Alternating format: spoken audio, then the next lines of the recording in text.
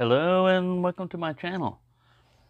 Well, I started digging out some of my older knives, but this is really going to be about the restoration I did to this one, kind of restoration. I took the paint off and redid the leather and sanded it and stuff, resharpened it. With the leather here, I put it on the belt grinder, which was pretty aggressive for this stuff. You know, it took it down to the raw leather, and it was rough also. So then I went to use the buffer, and Toby was telling me, watch out when you use a buffer, because they'll take your knife, especially buffing a knife, they'll take your knife and sling it. And I had moved the buffer into the living room. I had it on a little table, and I was being careful. And you can, if you haven't buffed with stuff before, you could be doing fine, man. But if you just go just a little forward, man, that thing will grab. Well, it did grab it once. Let me see if I can switch one. Yeah, we can switch. There's where, this is just a buffer. That's where it grabbed that wing. But anyway, then I was thinking I could put mineral oil on here to darken it, but I've got that linseed oil. Now, linseed oil is mostly for wood, from what I was reading on the label of, you know, the can and stuff, but I thought I'll go ahead and put it on here. Well, you got to let it dry and everything, and it got dull, you know, like a dull looking handle. And then after my experience with the buffing wheel, I said, I'm going to use Dremel tool. And this works really well because it gives it that sheen, you know. And I left the dark. Probably the best thing, you know, because I knew what I'd put on here was paint. Probably the best thing to do would have been to use a paint stripper. But because this thing wasn't sentimental, you know, I mean, it probably has some value, you know, because it's one of the earlier. I had quite a few Valors, not quite a few. I've got another one. Let me switch this guy back to sort of, this is their version of wide angle. I've got that one. But anyway, I just wanted to show that. And the sheath itself, I'm pretty sure I spray painted this. I don't think it came black. I know I darkened this clip because that was like shiny. It's hard to remember, but it's pretty good sheath. And when I was talking about those ones with the metal clip, see, it's leather on the outside, but it's got this metal tab right here. So when this thing is clipped like this, instead of having to fiddle around with the snap and everything, your thumb just hits this and boom, it's ready to go. So yeah, I like it a lot better. I basically de-tactical it, you know. I took the spray paint off the handle here, and this part up here, I think I did that way back when, but I'm going to leave it. And that's the epoxy around there. I'm pretty sure it didn't come like that. But I just, the sander was pretty rough. So then I tried, what was it, 300 grit, which was still pretty coarse. And then I started to get one of those sanding block type of things, you know, and just back and forth, and that smoothed it up. And then that's about it as far as, you know, polishing it and everything. And it feels good in the hand now too. There's something about paint, you know, leaves a paint mark, but steel, especially polished steel, it's just a lot smoother in the hand. It just doesn't feel like you're gripping paint, you know. Anyways, this is a pretty cool knife. I like the way it came out after I attacked it. But I like the leather handles too, because this leather stack is really solid in your hand. It helps keep it from slipping, but it's not, you know, something crazy like a bunch of pebbles and stuff like that. It adds texture, but it's natural. It's natural. All right, so that guy's been restored. That took a while. It was off and on, you know, doing stuff. Then I had to set the buffer down. And on this K-bar, I'm going to leave it the way it is. You know, the coloring on this, I'm not going to try to bring it back to white, because that's aging, you know. I mean, this is an old K-bar. I don't want it to look like a brand new K-bar. All those scratches there, that's for me doing stupid stuff, you know. And my father used this one too. It was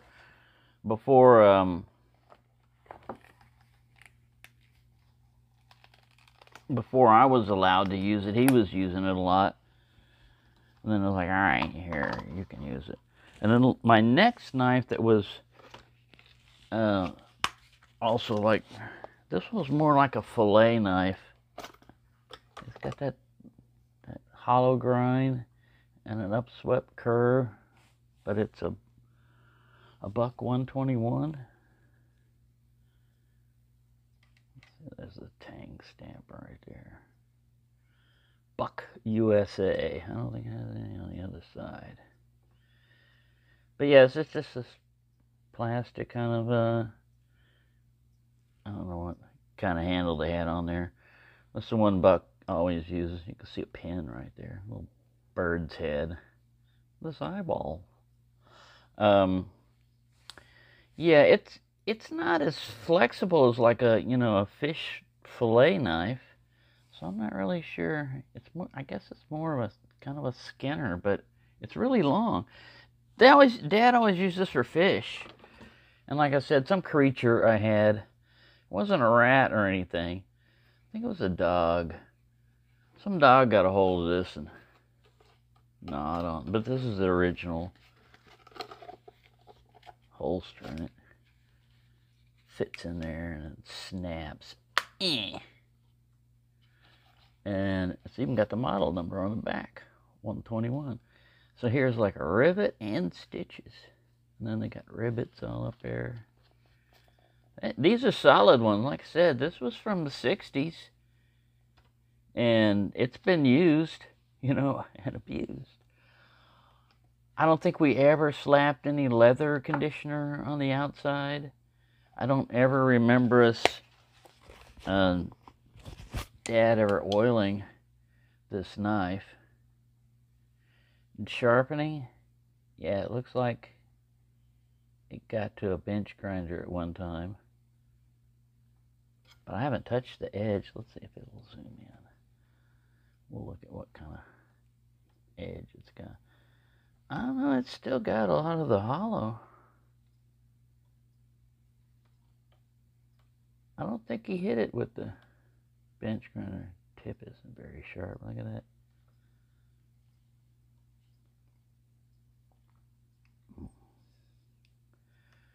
Anyway, that's an old buck for you. That's an old buck. All right, and then like I said, in the 80s, everybody was into 80s, maybe early 90s. Everybody was into boot knives. I mean, there was all kinds of boot knives. And I've showed you I don't have the original sheath.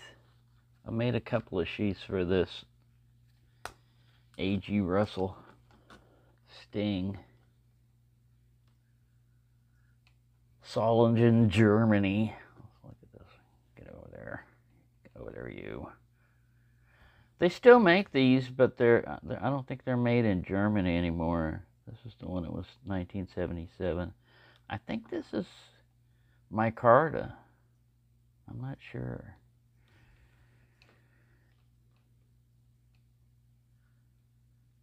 But yeah, the story of this one was Russell wanted U.S. manufacturers to make this knife.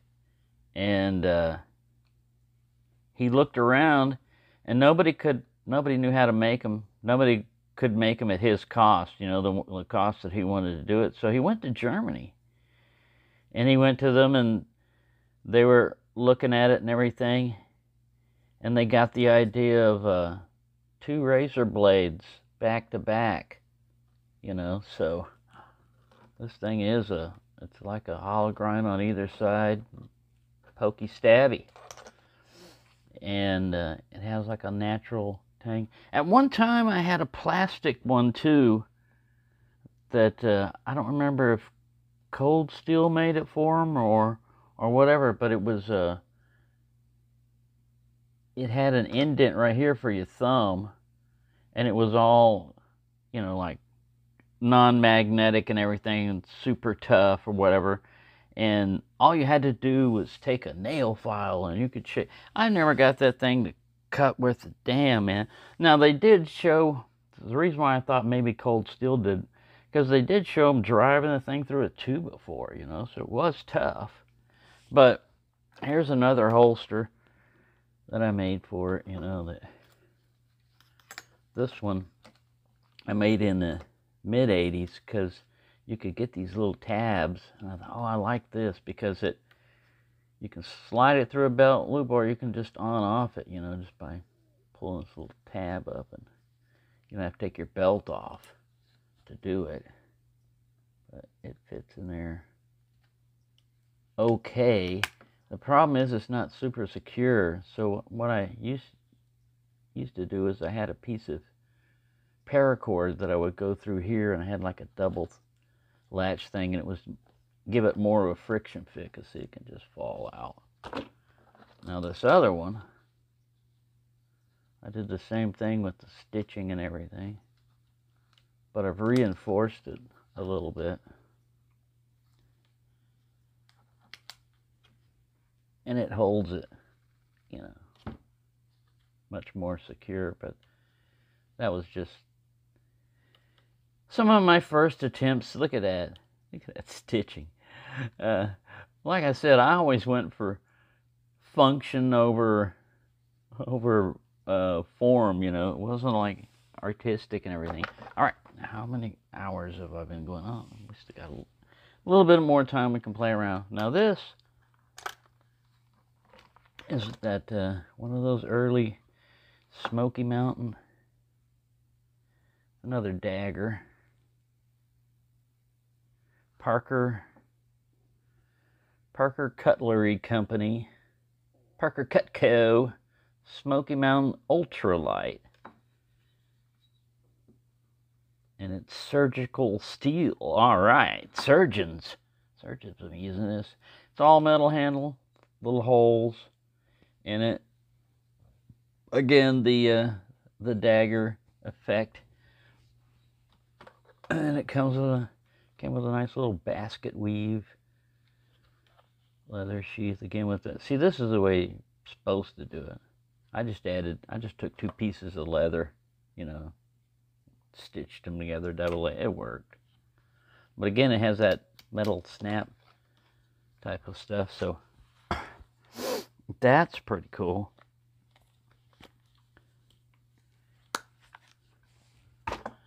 And then this one was in a magazine, like Soldier of Fortune or something, but it's a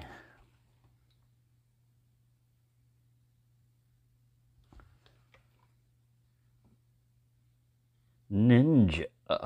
Trademark R. You can't say Ninja, because you'd be copying them. And I think this was Lexan or something like this molded plastic, but it has a little pin. This is the original thing. It's supposed to be like with a shoulder holster. It has a little buckle there. You put on a belt loop. But it was supposed to be in a little shoulder holster. And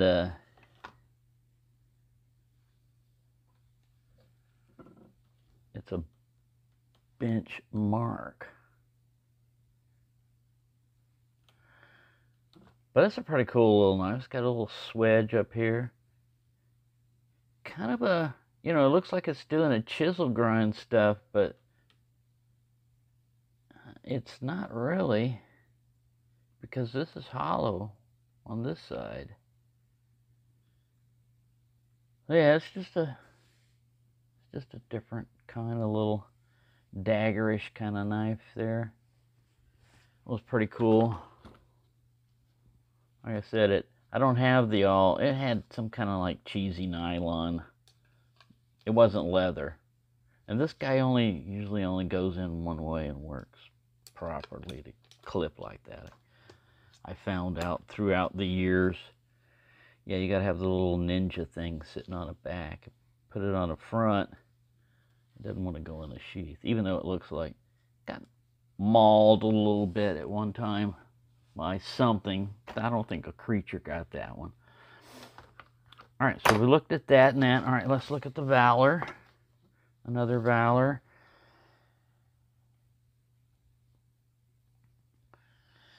Now this one I got in the 80s. And very nice leather sheath.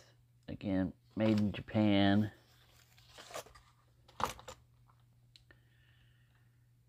And this is that 3 wooden rivet. Let's look at him a little closer. These are all the fixed blades.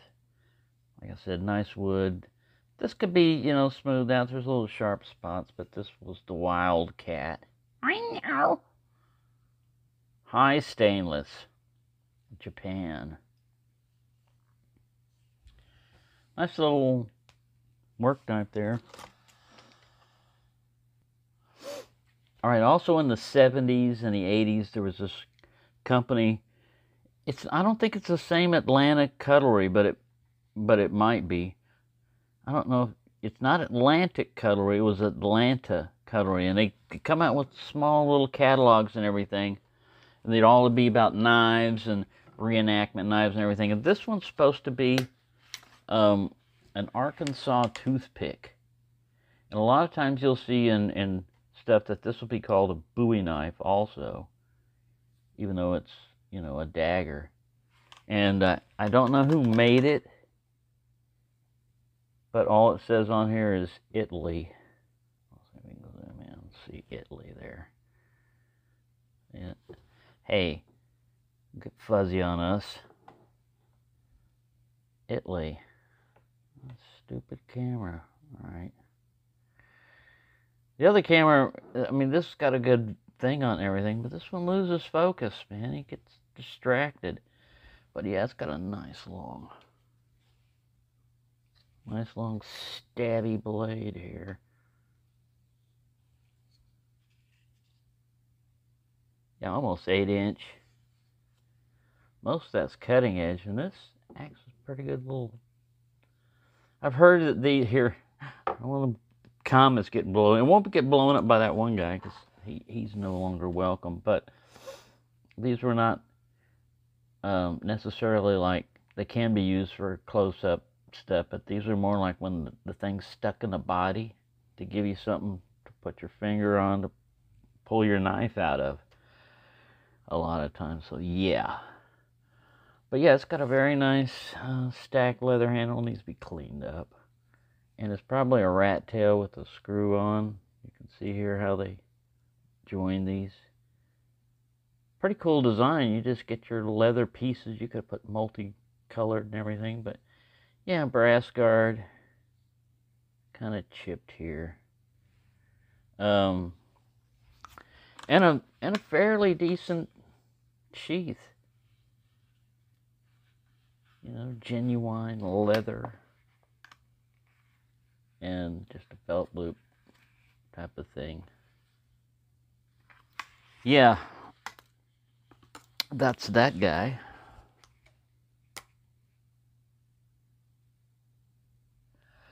All right, like I said, I used to have a whole set with a little tomahawk, you know, primitive tomahawk, and like 3 or 4 blades, but this, I think, is the only one I've got left is the primitive knife that Dad brought back from Vietnam. And I think this was probably made in Thailand, but it's just like a Persian type of blade, upswept, kind of like a giant sharp's finger or whatever. And just a stick, you know, type of construction, I guess, where the tang is pushed in there, pounded in there, however they joined it. This is a little bit loose, this ring around here. There's a little corrosion on it. But yeah, you got the same guy, like, hands up! I don't know. That's what it looks like. And his head's on fire. And there's some damage right here of wood on it. I don't know what kind of wood this is. It was never really, you know, like shiny looking everything. It always looked like this. And I think this is a carbon steel blade. I don't know how it made it this long. But this would have been 1963 when he got this. Because he was over in 1964. Because, yeah, he went over to Vietnam in 64. So that's how old this one is. And there was no sheath or anything that came with these. They were just, you know, like I said, when he brought them home and said you could have these, of course, you know, I was like, I don't know, 6 or 7 or 8. So what are you going to do with these? You're going to throw them around and mess them up? So I think they took them out of my reach for a little while. And then, of course, this one was in the 80s. And this is a Gerber Guardian. I think it says it on the side, yeah. Pretty cool little knife, that little, you got your side spot right here. This is good for holding a knife like this. A little thumb rest right here. And then this, even though they're tiny, they work pretty well to stop your finger from going forward. And it's not sharp right away, but then it gets sharp. And the tip broke on this one originally, and I had to reprofile a long time ago. And this is a Loveless design, I think is what they got on here. Here's their driving a... This one, he's got like Excalibur in there, but they used to be they'd have an anvil with a bolt, or am I getting that mixed up with Buck? Probably am.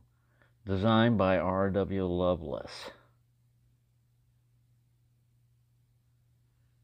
Yeah, and then I guess this is a serial number. But these are pretty cool. And it just has this little plastic retention thing that grabs the little cross guard thing, holds it in. This is Gerber, Portland, Oregon. I guess even the sheath is serial number, huh? Got a number on your clip. And it works pretty well too. It's basically that same thing, that same device. Fairly well stitched. They wrap leather around it. Guess you got kind of a drain hole possibility going on there. Aluminum handle. The problem with aluminum handles and stuff like that, just like with the Bokers, is it's not a big problem, but that's the advantage of leather. It's warmth. It doesn't pick up the cold. You get a Boker sitting out on your desk or something, and you wake up in the morning, it's cold, and you go to grab this thing, you're gonna know it's gonna suck the heat out of your hand till it warms up. Leather is not like that. Wood is not like that. Micarta is not like that. But when you start getting metal handles, all right. So I think that's it as far as the fixed blades. Of course, we had the Buck 110 that I always carried with me. I'm gonna get into the. There's only like 3 or 4 folding blades. So there is one other thing, kind of a novelty thing, but this was actually used in. You strap this on your wrist or whatever. This is an OSS triangular dagger. And these are like fullers and everything on here. And the reason behind a triangular wound is they're harder to stitch up, you know. Just a regular knife wound, you just join the pieces together, but you're going to have a problem when you got a triangular puncture. And then it's got a little, I guess you could to pop somebody on the head with that. This was a copy of an OSS dagger. They used this in World War II. Something like that, but it's a pretty good copy. And then the sheath is, cheesy nylon. But it's functional. You can strap it under your forearm like this if you've got a shirt on. And it's easily within reach, You could do this little maneuver right here if you had to. But that's about it.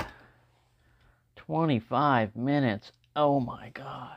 Well, this thing, it still takes quite a while to compile them, because it's going to take gigabytes, even at like standard quality. But there you go. Late at night, I had nothing better to do. Thought I'd drag out more of my old knives. So this will be Early Knives Part 2. Part 3 would just consist of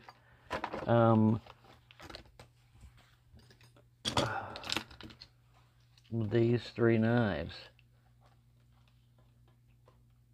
This is another one that my father brought in 1964. I think it's Imperial. Yeah. Imperial 1964. I brought this one back from Vietnam. I thought it was lost for a while. This is my very first pocket knife that I bought. And it's just a double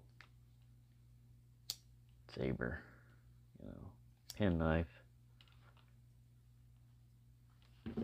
And, of course, the buck, 110. I added this recently. I've never really had one of those things on this